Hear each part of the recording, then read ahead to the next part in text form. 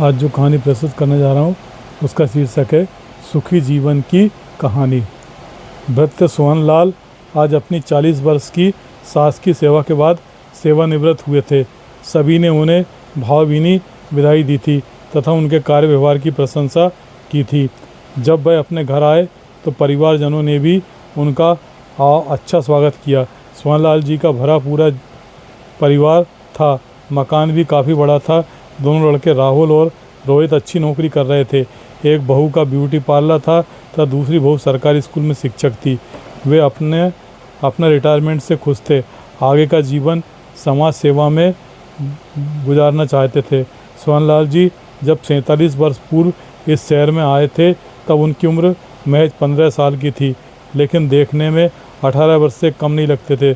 शुरू में वह मजदूरी करते थे तथा रात में धर्मशाला की चौकीदारी का काम करते थे। सोहनलाल गांव से शहर आए थे।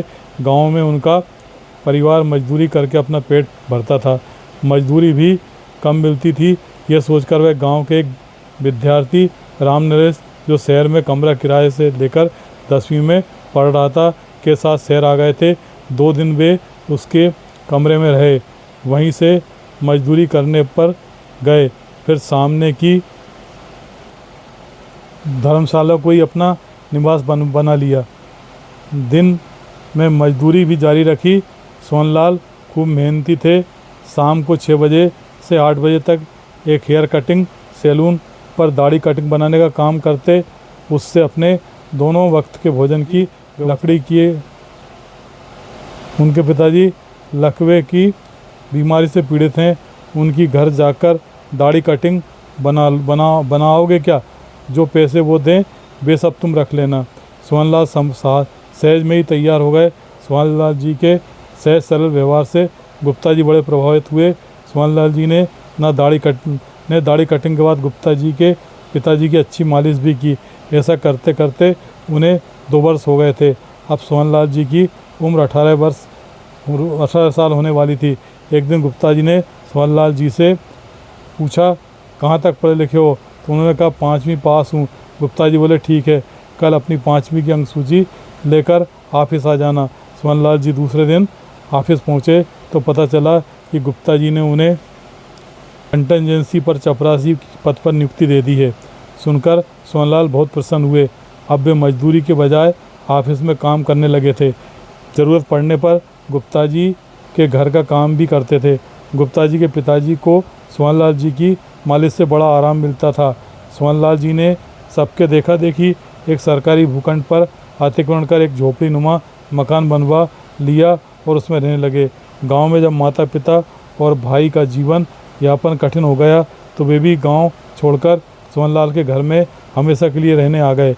यहीं कुछ समय बाद सोहनलाल जी की शादी भी एक सुंदर सुशील कन्या रूपा से हो गई। सोहनलाल का भाई मदन अक्खड़ प्रवृत्ति का था। सोहनलाल जी ने उसे पूर्ण कालिक रूप से नाई की दुकान पर रखवा दिया। बाद में जब सरकार ने अवैध ज़मीन पर कब्जा कर मकान बनाकर रहने वालों को पट्टा देने की घोषणा की तो सोहनलाल जी को भी भूखंड का पट्टा मिल गया। पट्टा सोहनलाल जी ने मां के नाम लिया था। इधर सोहनलाल जी की ऑफिस में नौकरी अच्छी चल रही थी। गुप्ता जी का तबादला हुआ तो इसके पूर्व वे सोहनलाल को परमानेंट करके चले गए। इससे सोहनलाल की तनख्वाह भी बढ़ गई।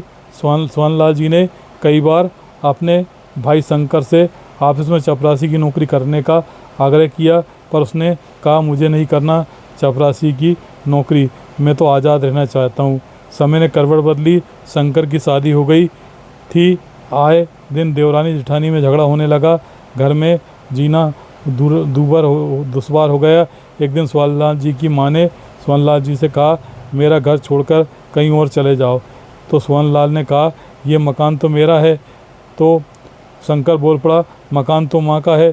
सोहनलाल कुछ जवाब नहीं दे सके। वे रहने के लिए कहीं और मकान देखने लगे। तभी एक प्रॉपर्टी डीलर ने शहर से लगी 1.5 बीघा ज़मीन बिकने की बात की। कहा 40,000 रुपये में मिल रही है। सोहनलाल जी की ऐसे में बचत काम आ गई। उन्होंने तो वो ज़मीन खरीद ली। उसी में मकान बनाकर रहने लगे थे। भाई बेईमानी करके भी दुखी था। और सोहनलाल लूट कर भी सुखी दिखाई दे रहे थे। शंकर काम करता और रौबदारी ज़्यादा, काम कम करता और रौबदारी ज़्यादा। यही कारण था कि वह सोहनलाल जी को हिकारत बड़ी नज़र से देखता था।